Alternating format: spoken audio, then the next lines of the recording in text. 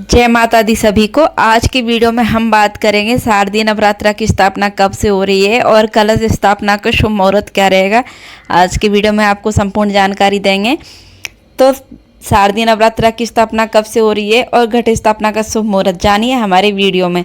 वैदिक पंचांग के अनुसार अश्विन शुक्ल पक्ष की प्रतिपदा 22 सितंबर रात 1:23 से शुरू होकर 23 सितंबर रात 2:55 तक रहेगी। इसी के साथ 22 सितंबर से शारदीय नवरात्रा का शुभारंभ होगा और इसी दिन घट स्थापना भी की जाएगी। शारदीय नवरात्रा का समापन अष्टमी और नवमी तिथि पर कन्या पूजन के साथ में किया जाता है, जिससे साधक को पूर्ण फल मिलता है, जीवन में सुख समृद्धि आती है। तो आइए जानते हैं शारदीय नवरात्रा में घट स्थापना का शुभ मुहूर्त और अष्टमी व नवमी किस तारीख को पड़ रही है। हिंदू पंचांग के अनुसार 22 सितंबर 2025 को घट स्थापना का शुभ मुहूर्त सुबह 6:09 से शुरू होकर के 8:06 तक रहेगा। तो भक्तों, कलश स्थापना के लिए लगभग 2 घंटे का समय पर्याप्त है और 2 घंटे का समय है। इसके दौरान किसी भी समय घट स्थापना कर माँ दुर्गा की पूजा कर अर्चना कर सकते हैं।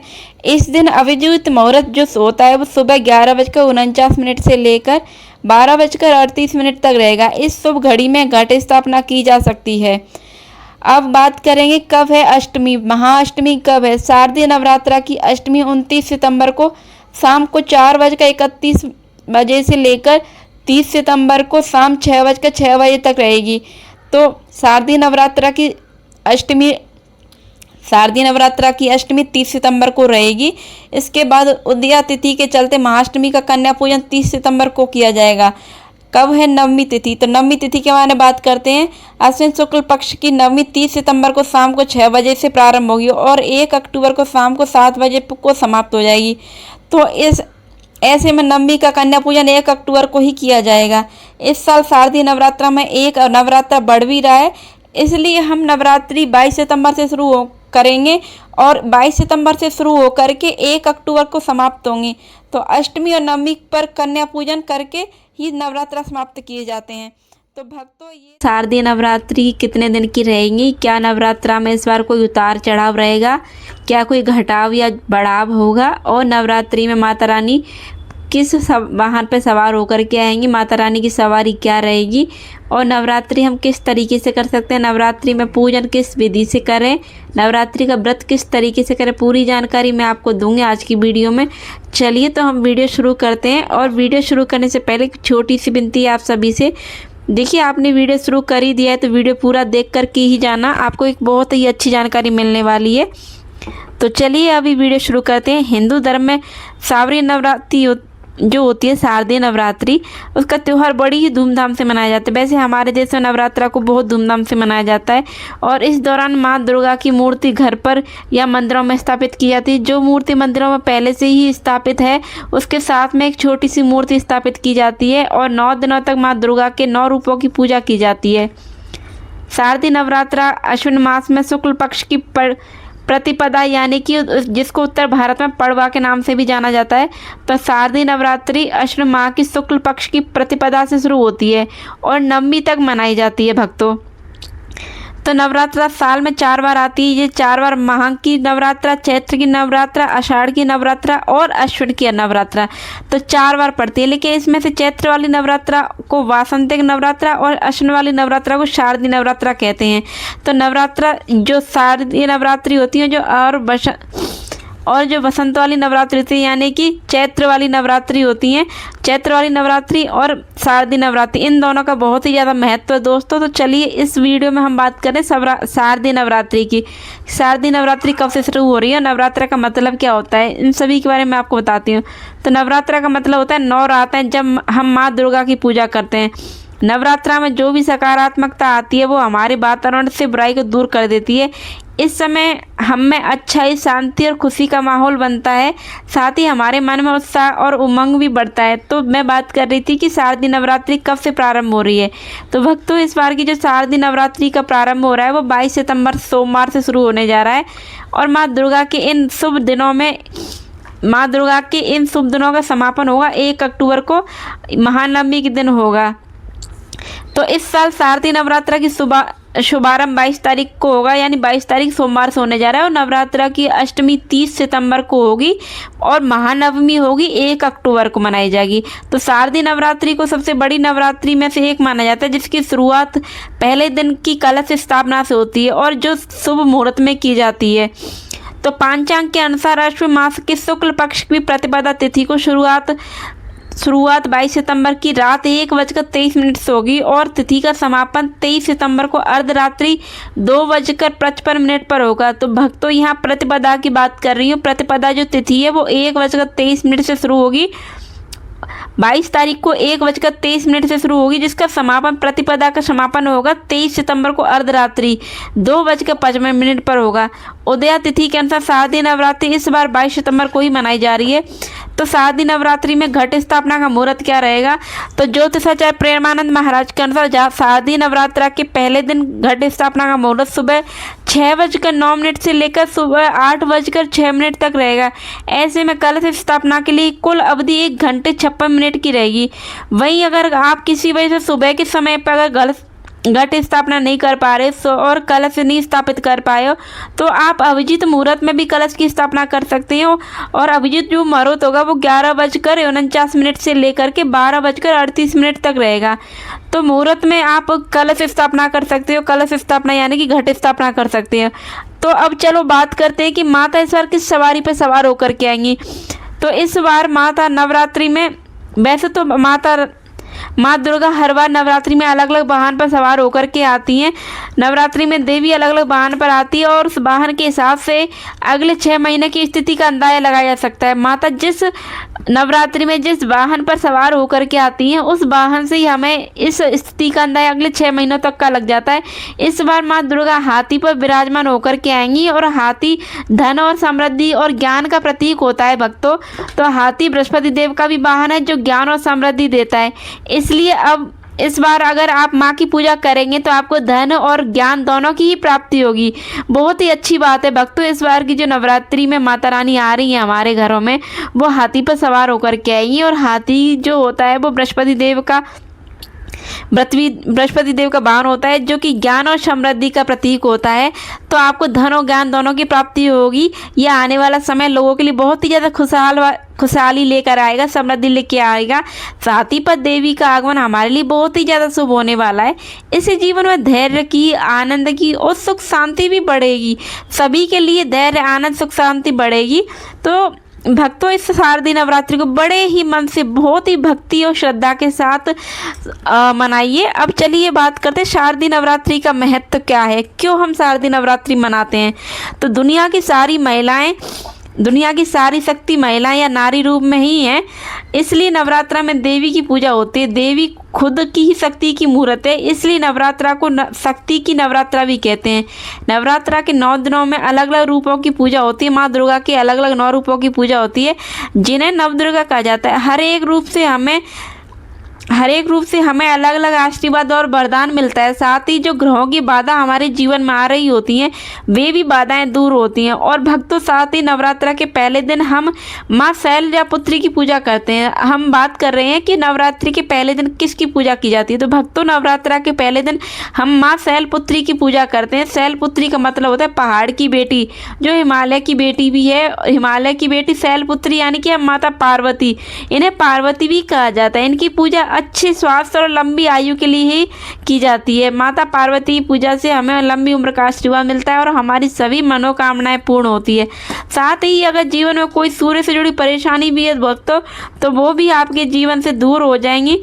तो भक्तों, ये थी, मैं अभी आपको बता रही थी नवरात्रि का महत्व क्या है और नवरात्रि में हम घट स्थापना किस तरीके से करें। मैं चलिए इसके बारे में बता देती हूँ।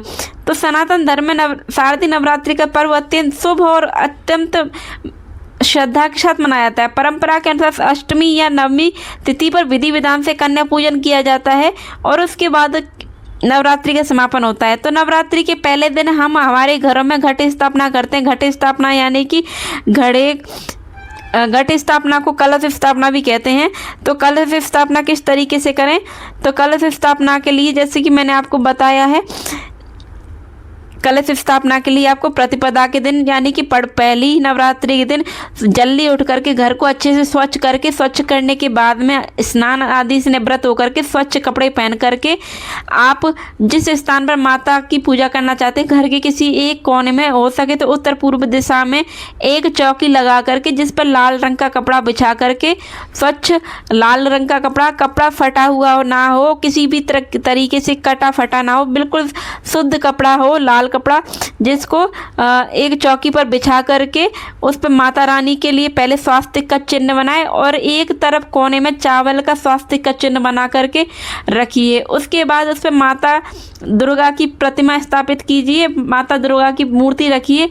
मूर्ति रखने के बाद में आपको मूर्ति के बिल्कुल चौकी के बगल से ही थोड़ी सी मिट्टी लेनी है और मिट्टी को आप चौकी के चारों तरफ थोड़ा सा फैला दीजिए, थोड़ा सा उसको गहरा कर दीजिए ताकि उस पर हम अपने कलश या घड़े को अच्छे से रख सकें। कलश को रखने के बाद, उस कलश को रखने से पहले उसमें कलश में हमें शुद्ध जल भरना है। शुद्ध जल भरने के बाद उसमें गंगा जल, रोली, मोली, सुपारी, पान और चावल के दाने, थोड़ा मीठा, ये सभी चीज़ें डालें और उसके बाद हमें कलश को, जिस मिट्टी को हमने माता की चौकी के बगल से थोड़ा फैलाया वहाँ उस मिट्टी के ऊपर हमको कलश को रखना है। कलश रखने के बाद जिस मिट्टी के ऊपर हमने कलश को रखा है उसमें चारों तरफ धान या जौ भी जिसे बोलते हैं, जौ चारों तरफ बिखेर दीजिए और अच्छे से मिट्टी में मिला दीजिए। चारों तरफ जौ को अच्छे से मिलाने के बाद फिर जिस कलश में हमने पानी भरा है उस कलश में से थोड़ा सा पानी ले करके जिस मिट्टी में हमने जौ डाले उस मिट्टी के ऊपर अच्छे से सींच दीजिए। उस मिट्टी को कहीं से भी सूखा मत रहने दीजिए, चारों तरफ से अच्छे तरीके से सींच दीजिए। सींचने के बाद में कलश का जो मुहाना होता है उसको किसी घड़े का ढक्कन या प्लेट से अच्छे से ढक दीजिए और उस कलश के ढक्कन के ऊपर हम नारियल और नारियल के साथ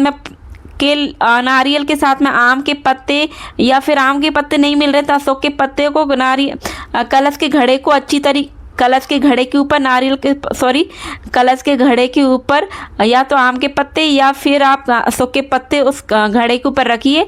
और घड़े के ऊपर रखने के बाद फिर उस घड़े का ढक्कन रखिए। उसके बाद घड़े के ढक्कन पे आप नारियल को रखिए। नारियल ध्यान रखें सूखा नहीं होना चाहिए, हरा नारियल हो। जिस हरे नारियल को आप रखें उसमें जटाधारी नारियल को रखें, जटाधारी नारियल रखें और उसका मुहाना पूजा करने वाले की तरफ होना चाहिए। नारियल को रखने के बाद, नारियल को रखने से पहले एक बात ध्यान रखना, नारियल में कलाई को अच्छे से नारियल पे कलाई को अच्छे से लपेट दीजिए ताकि उसका माता रानी का असर पूरी तरीके से हो। तो कलश के ऊपर नारियल रखने के बाद फिर जिस चौकी के ऊपर हमने माता दुर्गा की मूर्ति स्थापित की है वहाँ दीपक रखिए। और अगर आप अखंड दीपक जलाना चाहते हैं तो आप अखंड दीपक भी रखिए। और अखंड दीपक रखने के बाद उस अखंड दीपक में अच्छे से घी भरिए। घी भरने के बाद में उसमें आप जोत को अच्छे से डालिए। जोत इस तरीके से डालें ताकि धीरे धीरे जोत जलती भी रहे और हमारी जोत बुझे नहीं, किसी भी प्रकार की परेशानी आए लेकिन जोत बुझे नहीं, इस बात का ध्यान रखना। तो दीपक में जोत अच्छे से लगाने के बाद, घी अच्छे से भरने के बाद में माता रानी की पूजा कीजिए। पूजा करने के बाद में माता रानी का आरती करने का, माता रानी का जितनी देर आप हो सके उतनी देर ध्यान साधना कीजिए। ध्यान साधना में आप हो सके तो आप 5 मिनट का ध्यान जरूर करें। अगर इससे अधिक समय कर सकते हो तो वो भी कीजिए। माता रानी का ध्यान साधना कीजिए। माता रानी का ध्यान किस तरीके से करना है? माता रानी का ध्यान करने के लिए आपको आंखें बंद करके अपने मस्तिष्क के बीचों बीच एक केंद्र बिंदु पे अपना ध्यान केंद्रित करना है। इसके बाद माँ दुर्गा का नाम लीजिए और अपना नाम लेकर के कहिए कि हे माँ, जो भी आपका नाम हो उस नाम को जोड़ करके, हे माँ, मैं आपकी ध्यान साधना प्रारंभ करने जा रही हूँ, मैं आपका जाप करने जा रही हूँ। इसमें मुझसे किसी भी प्रकार की कोई परेशानी हो या किसी प्रकार का कोई भी त्रुटि हो तो मुझे क्षमा कीजिए। और इसके बाद जितनी बार हो सकते हैं आप वो माँ दुर्गा की जाप कीजिए, माँ दुर्गा की ध्यान साधना कीजिए। ध्यान साधना करने के बाद आप संकल्प लीजिए। संकल्प लेने के लिए आप हथेली में गंगा जल और थोड़े से चावल के दाने लेकर के संकल्प लीजिए। 9 दिन अगर व्रत कर रहे हैं तो 9 दिन के व्रतों का संकल्प लीजिए और माँ दुर्गा के सामने अपनी हथेली रख कर के बोलिए, हे माँ दुर्गा, मैं आपके 9 दिनों का संकल्प लेती हूँ और इन 9 दिनों में मैं किसी भी प्रकार के इन 9 दिनों में मैं किसी भी प्रकार के दुराचार या अत्याचार या किसी भी प्रकार के मांस मदिरा सेवन हर तरीके के गलत काम से बचूंगी और पूर्ण रूप से पूर्ण भक्ति के साथ आपके 9 दिनों में आपकी पूजा करूंगी, आपका व्रत करूंगी। इन 9 दिनों में से फिर भी किसी भी तरीके से कोई भूल चूक या त्रुटि हो जाए तो माँ मुझे क्षमा करना। मैं अबोध हूँ, आप ज्ञानी हैं, मुझसे गलती हो जाए उसके लिए मुझे क्षमा करना माँ। मैं आज से आपके व्रत का संकल्प लेती हूँ, मेरा व्रत पूर्ण करने में मेरी मदद करना माँ और मेरी भक्ति को सफल करना। इस प्रकार का संकल्प लेकर के आप माँ के चरणों में उस जल को और उस चावल को आप अर्पित कीजिए। इसके बाद आप हाथ जोड़ करके अपने संकल्प को पूरा करने के लिए मन से माता रानी के व्रत कीजिए। अब हम बात करते हैं कि माता रानी की 9 दिनों में हमें किस तरीके से पूजा करनी चाहिए और किस तरीके के कामों से बचना चाहिए, क्या नहीं करना चाहिए। तो नवरात्रि के 9 दिनों में हो सके अगर आप व्रत कर रहे हो तो शाकाहारी भोजन ही घर में बनवाएं। बाकी सभी सदस्यों के लिए शाकाहारी भोजन के साथ में आप मांसाहारी हो तो अगर मांसाहारी घर में और लोग करते हैं तो कोशिश करना कि इन 9 दिनों में बिल्कुल भी घर में मांस मदिरा अंडे का सेवन ना करें और घर को पूर्ण रूप तरीके से शुद्ध रखें।